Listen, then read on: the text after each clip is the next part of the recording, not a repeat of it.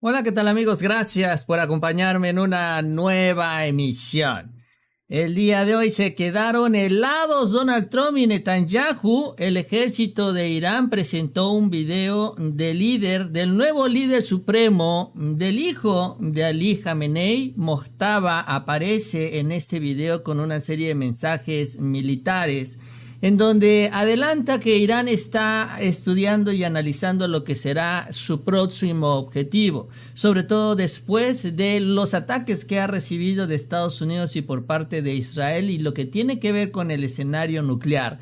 Mojtaba deja claro que él no está dispuesto a frenarse si es que Estados Unidos e Israel cruzan esta línea. Y es que el mensaje el día de hoy en este video, mensaje bastante breve, es que Irán está preparándose para atacar la planta nuclear de Dimona en Tel Aviv.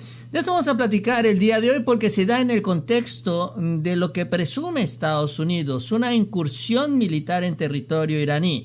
Todavía no queda claro si efectivamente fueron a rescatar al piloto, si el piloto todavía está por ahí, si está lesionado, si está vivo, si había un piloto en una primera instancia, pero hay cosas que simple y sencillamente no cuadran en toda esta historia. Sin embargo, esto ya también provocó una serie de reacciones por parte de Irán. ¿Por qué? Porque además Trump se soltó en sus mensajes en redes sociales diciéndoles de todo, ya pasando a los insultos. En medio dice él de una serie de negociaciones, donde también viene el cierre del otro estrecho de Bab al-Mandeb, donde viene ataque a infraestructura de Estados Unidos y una serie también de acciones que estarían emprendiendo los iraníes para confrontar lo que quiere impulsar Estados Unidos. Así que les invito a que me acompañen durante los próximos minutos. Vamos a ver cómo está toda esta situación, donde pareciera que todo iba más o menos a estabilizarse, no a desescalar, porque realmente Estados Unidos no está en la intención de terminar con esta guerra, no en un corto plazo. Ya incluso Trump ya había dicho que eran 2-3 semanas, ya dicen olvídense de ese tiempo, de ese plazo de tiempo, ya eso no importa.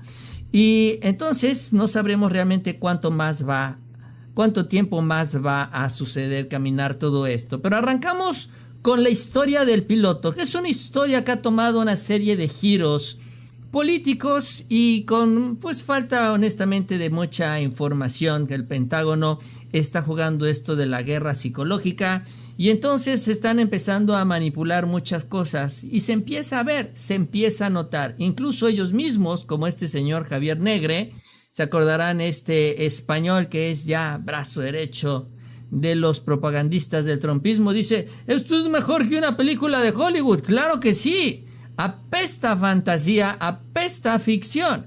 Pero bueno, los datos llegan desde el canal 12 de Israel. Miren desde dónde viene la información. Claro que algunos medios estadounidenses lo están manejando, pero miren lo que dicen desde Israel. Dicen que el agente, que iba en el F-15, que tuvo que pues salir, ¿no? Como dicen, ejectarse, ¿no? No sé, salirse de urgencia del avión. La gente estaba inconsciente a causa de una conmoción cerebral y en un principio dicen no emitió ninguna señal de auxilio porque pues, estaba inconsciente, ¿no? El viernes por la noche estableció el primer contacto, subió al punto más alto para evitar ser detectado, caminó entre 10 y 12 kilómetros y se escondió en una grieta desde donde envió coordenadas precisas el viernes por la noche. A ver. El señor estaba inconsciente y con trabajo casi pudo reaccionar varias horas después y de ahí caminó 12 kilómetros. Eso es lo que dice la nota de Israel.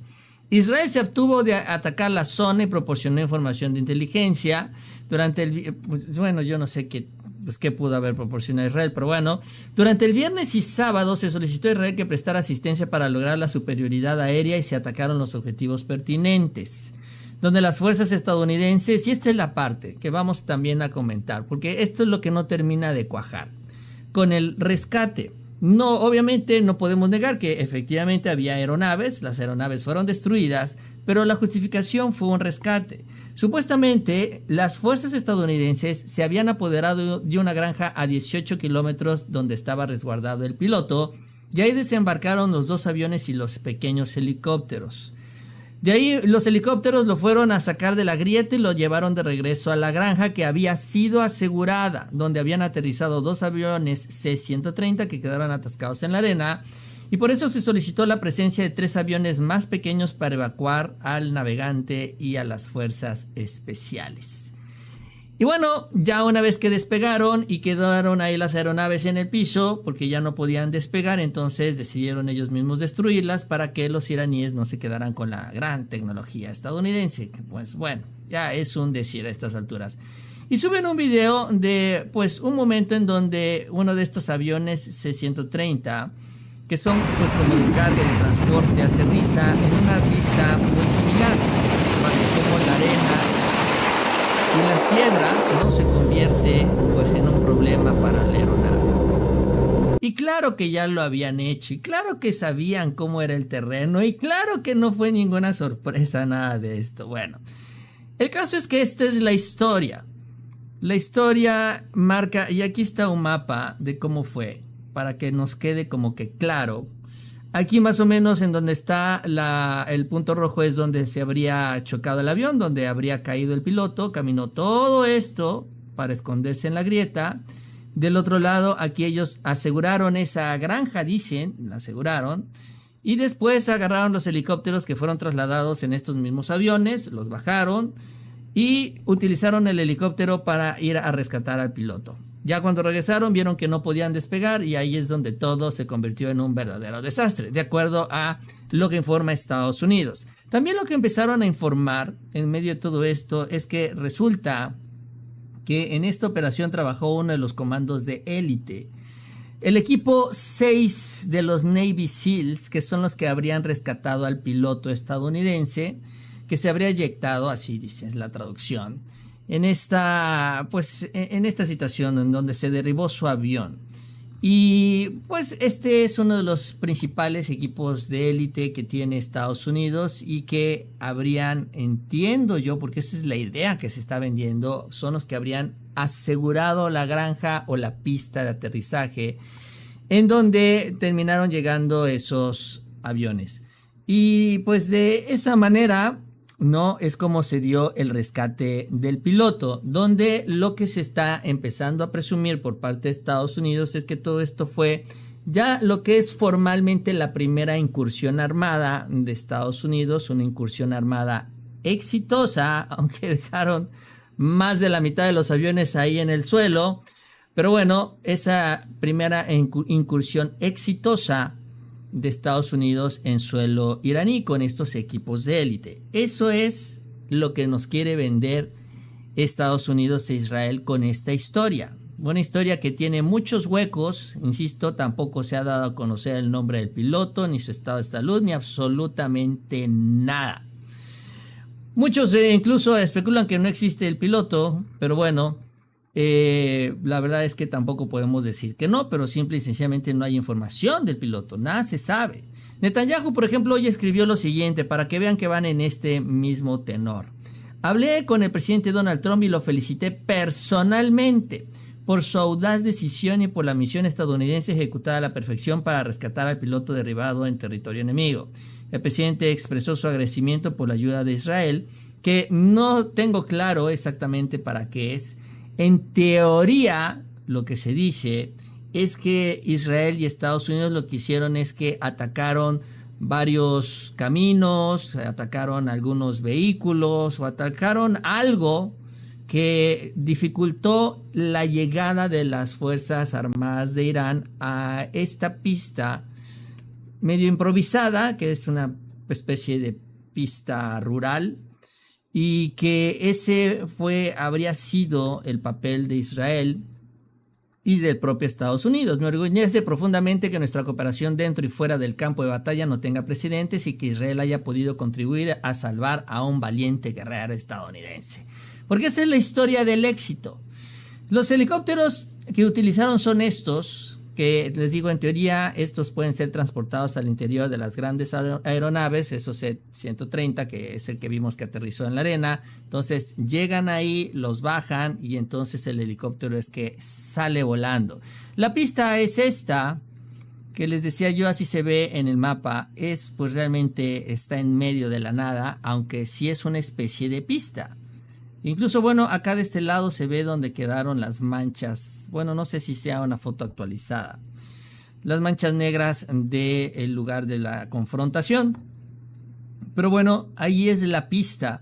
Lo también interesante es que en estas últimas horas hay más videos sobre el lugar de este enfrentamiento, porque lo que sucedió es un enfrentamiento. Finalmente, lo que está tratando de decir Estados Unidos es que, pues sí, nosotros no agarramos esos aviones porque se estancaron en la arena, ya no pudieron despegar, pero la verdad es que pues se dio un enfrentamiento y muy probablemente este enfrentamiento fue lo que pues echó a perder los aviones y los helicópteros y por eso no pudieron despegar. Y aquí está esta vista de dron, esta vista aérea en donde se alcanza a ver aquí la figura de este avión C-130. Ahí está, se ve claramente las alas, la cola, incluso los motores, los 4 motores, ahí están. No me queda claro honestamente qué es esto que está aquí a la derecha. No me queda claro si es otro de estos aviones o exactamente qué es, porque es igual de grande, ¿eh? O sea, se hablaba de 2 aviones, pero entonces la pregunta es ¿por qué los 2 aviones estaban acomodados de esa manera? ¿Por qué estaban así como que, pues así como estaban acomodados, ¿no?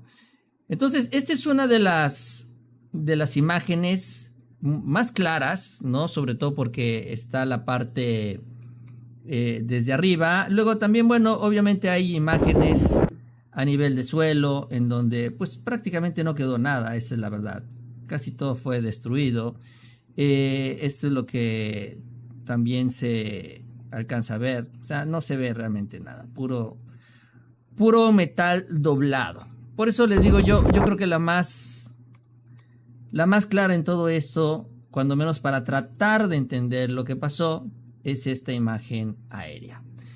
Y bueno, al final, pues sí, la verdad es que aquí es una imagen, ¿no?, que se hizo por inteligencia artificial, pero pues cuando menos nos deja ver de todos los elementos que participaron y se movieron para el rescate, pues todas estas aeronaves fueron las que cayeron el día de ayer. O sea que realmente más de la mitad del escuadrón quedó ahí en suelo iraní. Y todavía salen a presumir que es un éxito. Bueno, una película de Hollywood, dice Negre, está bien. Cada uno, por cierto, con un valor de más de $100 millones. Cada uno. Pero bueno. El vocero del ejército iraní respondió, dijo que bueno, obviamente esto es un fracaso. Todo esto está, por cierto, muy cerca de Isfahán. Y esto es importante porque vamos a hablar justamente de la otra versión, porque hay otra versión que además va distinto a lo que es el rescate del piloto. Acuérdense que en Isfahán está la instalación nuclear que ha atacado a Estados Unidos, ya que las fuerzas iraníes, dijo el vocero, interceptaron y neutralizaron varios aviones y helicópteros. Los intentos por minimizar la magnitud del revés no pueden ocultar lo que fue un claro error de cálculo estratégico. Irán sigue plenamente preparado para defender su soberanía ante cualquier agresión. Entonces, bueno, ahí están los hechos, las dos versiones y finalmente todas las aeronaves que quedaron ahí pues destruidas. También lo que empezó a circular en las redes sociales son algunas de las pertenencias de los soldados, pues parte de lo que traían ahí, pues como alimentos en bolsas, pues algunos documentos, no sé exactamente qué es lo que pueda estar ahí. Lo que llama la atención también es que traían protección solar. Estos son botecitos de protección solar. No sé, supongo que estas son bolsas de alimento, estas bolsas grises. Supongo porque esperando que si sucedía algo, se iban a quedar ahí más tiempo. Aquí también otra de las bolsitas de alimento, ¿no? Ese es también lo que se da a conocer el día de hoy. Ahí está el protector solar, Son X50 es ese protector solar, lo pueden buscar en internet, ahí pueden ver también que efectivamente es esa marca. Entonces empiezan a aparecer por ahí estos objetos personales. Y empieza la duda sobre para qué querías un protector solar si nada más ibas a ir a recoger al soldado Ryan, ¿no? Si nada más ibas a rescatar al piloto. Y entonces, pues está la otra parte. La otra parte que se ha hablado desde hace ya un buen tiempo, Trump ha jugueteado mucho con esta idea de la incursión militar. Esto es lo que sucedió para salvar a un piloto, es el argumento, y que el resultado fue exitoso, aunque, repito, no tenemos datos del piloto. Y pues ahí quedaron varias aeronaves abandonadas, destruidas, y pues lo califican como una acción exitosa. Y pues es una manera también de encontrarle una salida positiva a todo esto, porque está la otra parte. Donde aquí hemos hablado que una de las opciones que ha contemplado Donald Trump es justamente realizar una incursión militar, pero no para rescatar a un piloto, sino para sacar el uranio que estaría ahí en Isfahán, y pues sí, sobre todo en Isfahán, no en Fordow, sino en Isfahán, que habría sido bombardeado, por cierto, hace unos 3-4 días más o menos, aquí se los transmitimos, y que por eso se habría hecho un operativo tan grande. Realmente, pues todos estos aviones de carga, pues habría sido para llevarse el uranio. ¿Por qué? Porque son como 450 kilos, cuando menos de uranio que tendría Irán en esa ubicación de Isfahán. Pues obviamente necesitas una aeronave grande, o en este caso 2, porque para llevarte un piloto pues no necesitas realmente mucho, pues es una persona y nada más. En un helicóptero o un avión relativamente buen tamaño te lo llevas, pero no, se llevaron esos grandes avionzotes y entonces queda esa expectativa. El por qué tomar una granja, porque así le dicen ellos, con un equipo de élite, por qué adueñarse de esta ubicación y por qué enviar los aviones. En estas últimas horas, y como es una sospecha que ya está en boca de todos, hay una entrevista del director justamente de la ONU, de la IAEA, que es este organismo encargado de supervisar que los países que tengan plantas nucleares pues cumplan con los requisitos internacionales y no se vayan por ahí a construir armas nucleares. Bueno, lo que él señala es que pues sí, hay uranio ya suficiente en Irán para la energía eléctrica, pero también hay uranio suficiente, si así lo desearan, para fabricar un arma. Incluso, aunque Estados Unidos se hubiera llevado el uranio que está ahí en Isfahán, dice pues todavía habría suficiente uranio en Irán para construir las bombas atómicas. Es decir, tampoco habría sido realmente pues exitoso. O sea, te pudiste haber llevado el uranio, pero de nada te iba a servir. Eso es lo que menciona en una entrevista. Parte de este material es mucho. Así que incluso si mueves parte de él, aún podrías tener cantidades suficientes para fabricar algunas ojivas. Así que en otros sitios eventualmente. ¿Dónde sabes dónde está el resto? ¿Puedes darnos...? Básicamente, y también hay algo en Natanz, pero básicamente el inventario más grande está en Isfahán. ¿Podrías estimar la proporción? ¿Tienes algún detalle sobre cómo...? Sí, lo tenemos, pero digamos que esto es, creo, para el público, es suficiente decir que la gran mayoría está en Isfahán y hay algo en otro lugar. La gran mayoría, sí. Más del 70%, quizás un poco menos, pero... Pues es lo que dice, y por eso Isfahán se convierte en un objetivo central. Y entonces uno se empieza a preguntar para qué todo esto que hizo Estados Unidos por un piloto, cuando en realidad pudieron haber ido por este uranio en Isfahán. Claro que yo no sé cómo lo iban a sacar, si lanzaron estas bombas bunker busters, estas que destruyen los búnkers, y pues todo está hecho un desastre ahí. Pero seguramente algún plan de entrada tenían ya pensado y por eso organizaron todo esto. Insisto, esto ya cae en el terreno de la especulación, pero es parte del debate porque pues sí, muchos se preguntan, ¿y a poco tanto por un piloto? Sobre todo, repito, 2 grandes aviones de carga que realmente no necesitabas para esta operación de rescate. Y de ahí vino, bueno, pues Trump siendo Trump, que temprano por la mañana envía un mensaje, pues cómo catalogarlo, ni de preocupante ni de llamativo, porque ya sabemos cómo es Trump, pero como que también en una estrategia, y yo creo que con algo de frustración, o tal vez mucha, en donde ya sabemos que Trump lo que viene haciendo es manipulando los mercados a su favor. Él cuando quiere que baje el petróleo habla de negociaciones, cuando quiere que suba habla de ataques. Y así han especulado y han ganado cientos de millones de dólares, nada más especulando en el mercado financiero. Y entonces advierte que el martes será el día de la central eléctrica y el día del puente. Todo en uno en Irán, no habrá nada igual. Dice, abran el maldito estrecho, malditos locos o vivirán en el infierno. Ya verán. Alabado sea Alá, dice además. Hoy en el domingo de resurrección, bueno, esa es la frase que utiliza. Tomando en cuenta que esa es la traducción en español, que es mucho más generosa que el inglés en sí, donde dice, open the fucking straits, you crazy bastards. Así, locos bastardos, así les dice. Son las palabras del presidente de los Estados Unidos, que además luego salió a decir también el día de hoy que estaban al borde de alcanzar una negociación. Pues obviamente no, las cosas no están caminando como él espera. Muy probablemente porque ya enviaron algún mensaje por ahí e Irán no respondió como lo esperaba. ¿Cómo respondió Irán? Bueno, Irán respondió con varias acciones y donde han empezado, ya tienen rato que manejan muy bien el juego mediático, que yo lo mencioné desde hace ya varios meses. Sobre todo desde la guerra de los 12 días. Al principio como que se destantearon, no sabían cómo reaccionar y luego entraron a la propaganda mediática, política. Incluso ahora en esta guerra han hablado con medios estadounidenses, le permitieron la entrada a CNN, a Teherán, etc. No, la verdad es que se han metido mucho en esto. Y entonces hoy sacan un video con la reaparición de Mojtaba Khamenei. Y ahí está.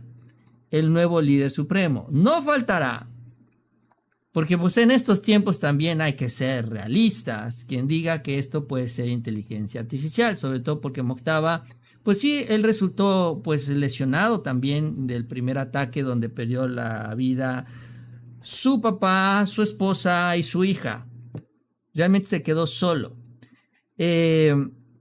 Hasta donde tengo entendido, no sé si le sobrevive algún familiar cercano, pero cuando menos perdió a 3 miembros de su familia. Así que esto también es algo más que institucional, es algo también bastante personal para él. Pero bueno, independientemente de esto, el punto es que aparece Mojtaba Khamenei caminando en lo que es uno de los búnkers allá en Irán, dirigiéndose a lo que es una de las oficinas de inteligencia del ejército iraní.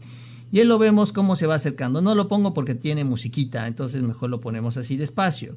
Y ahí con una serie de filtros para darle algo de dramatismo, porque también los iraníes ya aprendieron un poquito de esto. Entonces llega, ahí se paran todos para recibirlo y se alcanza a ver en la pantalla el reactor nuclear de Dimona. Que pues evidentemente es el mensaje, y ahí se queda parado, ¿no? Imagínense que trae ahí la canción de Star Wars cuando entra Darth Vader. Más o menos así es como lo quiso plantear Irán. Y entonces aparece Khamenei con este mensaje de que tienen y están planeando o tienen planes o ya una estrategia para atacar la planta nuclear de Dimona.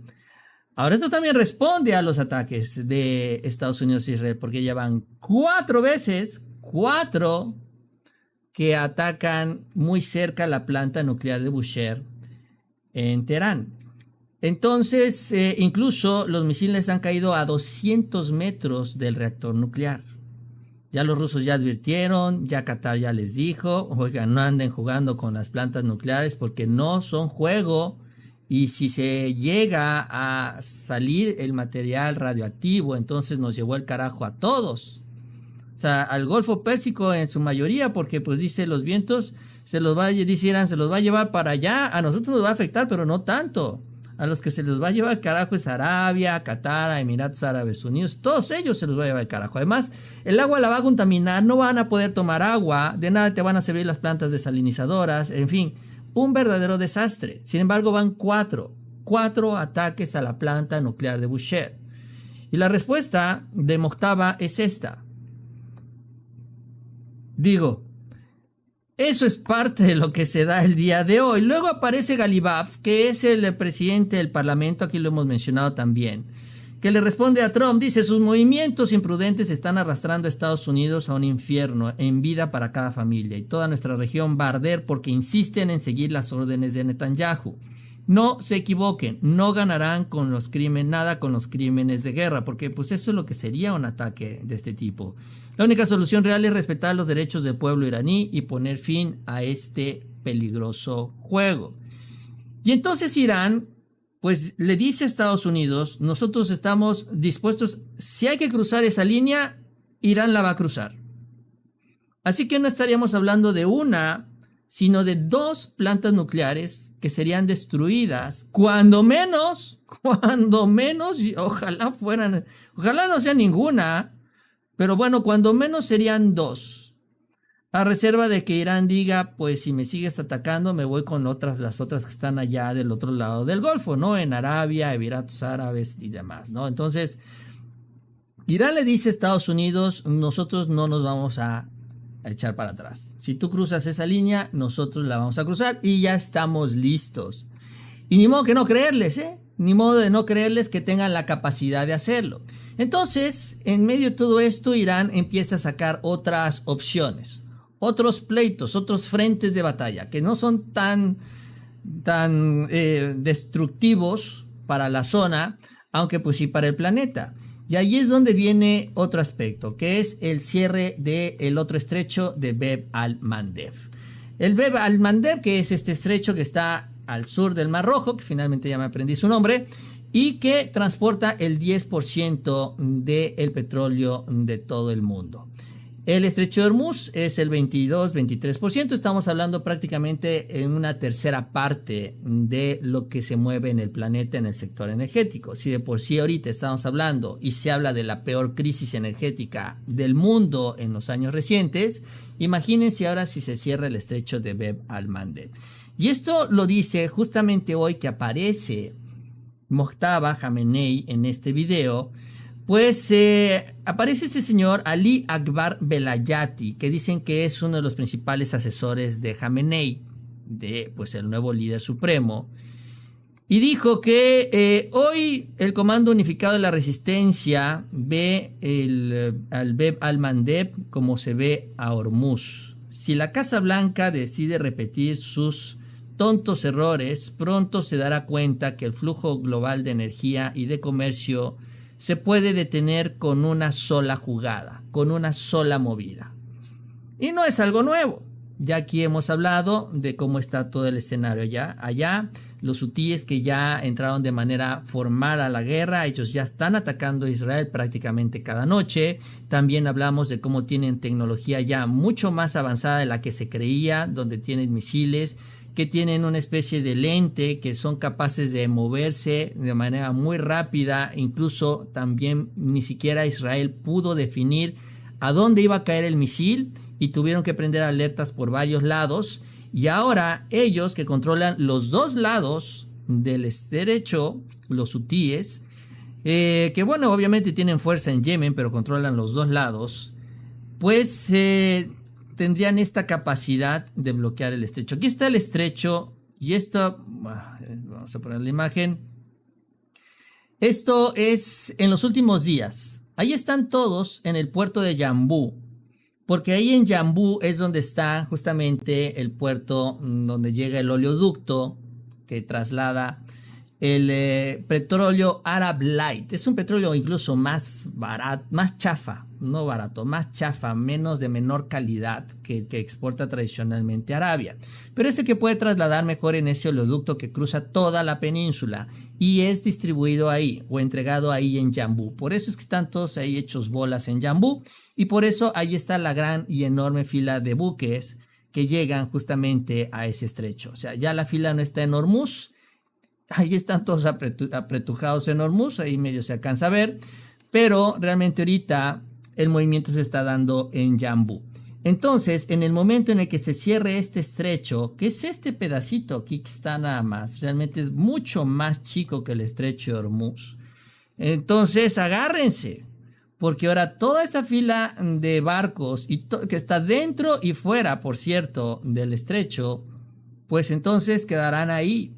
Y los hutíes todavía son mucho más efectivos en atacar a buques petroleros y en hundirlos. O sea, que les dicen, Irán, hazte a un lado porque yo sí sé cómo hacer pirataje marítimo con mucha experiencia.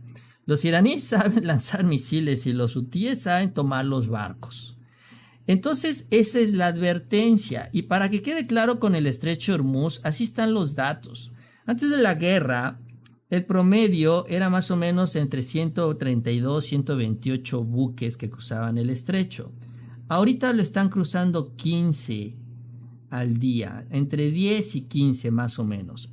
Si se dan cuenta, ha subido poco a poco. Antes nada más era 1 o 2. Pero poco a poco ha venido subiendo porque poco a poco Irán está empezando a dejar pasar a los buques que a Irán le conviene. ¿Cuáles son los buques que les conviene a Irán? Los que traen su petróleo, los que van a China, los que van a Pakistán, los que van con sus aliados. Y entonces empiezan a circular poco a poco y allá lo hemos informado, hablamos hace un par de días, ya varios países europeos también están negociando, buscando su negociación directamente con Irán, pues para que dejen pasar sus barcos. ¿Por qué? Bueno, porque con todo esto, ahorita el precio del petróleo pues está alrededor de los $115, esto a nivel internacional. Pero bueno, el caso es que si se cierra el estrecho de Bab al-Mandeb, pues se estaría llegando a 150 y eventualmente sí, como lo habían adelantado los iraníes, eventualmente a $200 por barril. Además de que de lo más significativo sería la escasez del producto. Ahora, este es uno de los frentes de batalla, donde pues dice Irán, ok, si nos vamos a pelear, pues vamos a pelearnos acá en lugar de andar destruyendo nuestras plantas nucleares, que insisto, tampoco es la mejor solución, pero pues cuando menos no habrá este desastre nuclear. Sería algo realmente terrible. Pero pues es que también Trump está estirando la liga demasiado, espero que no se rompa. Mientras por el otro lado sale otro de los ministros que también ha estado mucho en los medios, Ismail Baqai. Vamos a empezar a hablar también un poco de él porque cada vez está apareciendo más. El ministro de Asuntos Exteriores es, digamos, vamos a decirlo así como similar a Araghchi, pero Araghchi es el canciller. Dice y señaló que si ataca nuestra infraestructura responderemos de la misma manera. Nos centraremos en infraestructura similar vinculada a Estados Unidos. No es voluntario, es autodefensa. Y pues obviamente esta estructura de Estados Unidos que está en los países árabes y pues también en Israel. Por ejemplo, lo que se dio a conocer por parte también de las propias autoridades iraníes es que la lista de objetivos incluye la refinería de Haifa, en Israel, también el ataque a Exxon, Mobil y Chevron, ¿no? Sus plantas petroquímicas en Emiratos Árabes Unidos, también la planta petroquímica Sitra, que está en Bahrein, y otra planta petroquímica que está en Kuwait, que también pertenece a Estados Unidos, que serían, digamos, los primeros objetivos de ataque en cuanto a infraestructura, que estaría o con lo cual estaría respondiendo Irán ante estas amenazas. Y pues ahí tenemos estos diferentes frentes, ¿no? Donde está el tema nuclear, donde está el cierre del estrecho y donde está el ataque a la infraestructura. Irán está a la expectativa de qué es lo que va a hacer Estados Unidos e Israel. Esa es la línea que ellos han manejado, porque además también ante el mundo, pues en la estrategia mediática, en la estrategia política y la estrategia diplomática, es decir, nosotros no estamos atacando más que cuando nos atacan. Y obviamente, pues todo lo que estamos haciendo es consecuencia de. Incluso también dentro de las condiciones para frenar la guerra es que Estados Unidos tiene que, pues, compensar. Israel y Estados Unidos tienen que compensar lo que está pasando o la destrucción que están haciendo en Irán. Incluso hasta le dieron una salida. Le dijeron los iraníes, bueno, ok, ¿no quieres que cobremos la cuota del peaje? Bueno, pues ese peaje que vamos a cobrar es la deuda que tú tienes por destruir nuestro país. Entonces, no te quejes que cobramos ese peaje porque es la deuda que ustedes tienen que pagar. Entonces, así le están dando el giro también los iraníes al peaje. Y pues obviamente la bola está en la cancha de Estados Unidos. Después del berrinche de Donald Trump en la mañana, donde amaga que si no había acuerdo para el día de mañana los iba a destrozar a partir del martes, Luego empezó a decir más bien que vamos a esperarnos un día más. Le dio 24 horas adicional. Luego empezó a decir que vamos a posponerlo un poquito más, un poquito más, un poquito más. Y el caso es que había decidido que después de que iba a dar una conferencia de prensa el lunes a la 1 de la tarde, todo lo iba a pasar al martes a las 8 de la noche, hora del tiempo del este, horario de Washington. Y pues todos así, entonces, ¿vas en serio o ya taqueaste, Donald Trump? Tanto le pegó todo esto que incluso ya tuvo que salir Caroline Leavitt, la vocera, a tratar de, pues, componer esto, porque la verdad es que, pues, más bien Trump parecía asustado más que otra cosa por todo lo que venimos hablando. Y con la justificación de, dice ella, debido a la gran demanda de la prensa, la rueda de prensa del presidente Trump tendrá mañana lugar en la sala de prensa de la Casa Blanca a la 1 de la tarde. O sea, se regresa al horario original. Con lo cual, bueno, tratan de dar a entender que no había tanto miedo como se estuvo mencionando en el transcurso del día, porque pues sí generó muchas reacciones que después de que salieran a presumir un éxito militar y luego que Irán te dijera que destruyeron todas tus naves o la gran mayoría de ellas, luego de lo que parece con Jamenei, luego de todo esto que hablamos del estrecho de Bab al-Mandeb, pues obviamente si tú te echas para atrás, pues sí, está generando la percepción de que tiene miedo. Por cierto, este fin de semana Trump no salió de la Casa Blanca, ahí se quedó, no fue a Mar-a-Lago, no se fue a ningún lado, no dio declaraciones, solo algunos mensajes que filtraba a través de medios de comunicación, hasta que luego salieron todos estos mensajes que pues empezaron el día de ayer por la noche cuando se rescató, dicen, al piloto. Pero pues la verdad es que también fue un fin de semana atípico para Trump, que se la pasa relajado, jugando golf, pero ahora ya no lo quiso hacer así. Entonces, pues la conferencia mañana a la 1 de la tarde, tiempo del este, creo que es más o menos como a las 11, creo que son 2 horas de diferencia, tiempo de la Ciudad de México. Y habrá que ver qué decisión, qué rumbo va a tomar Estados Unidos, porque pues ya Irán ya fijó su postura en los diferentes frentes, así que cualquiera de estos frentes, que realmente son los frentes de conflicto, frentes de choque entre las dos partes, pues Trump tendrá que decidir por cuál me voy. Y ahí ya veremos la reacción. Canal número 3456 dice, ¿qué opinas del canal Armapedia? Es el principal canal pro Trump y pro Ucrania y siempre bloquea todo lo que le reclame por lo de Jeffrey.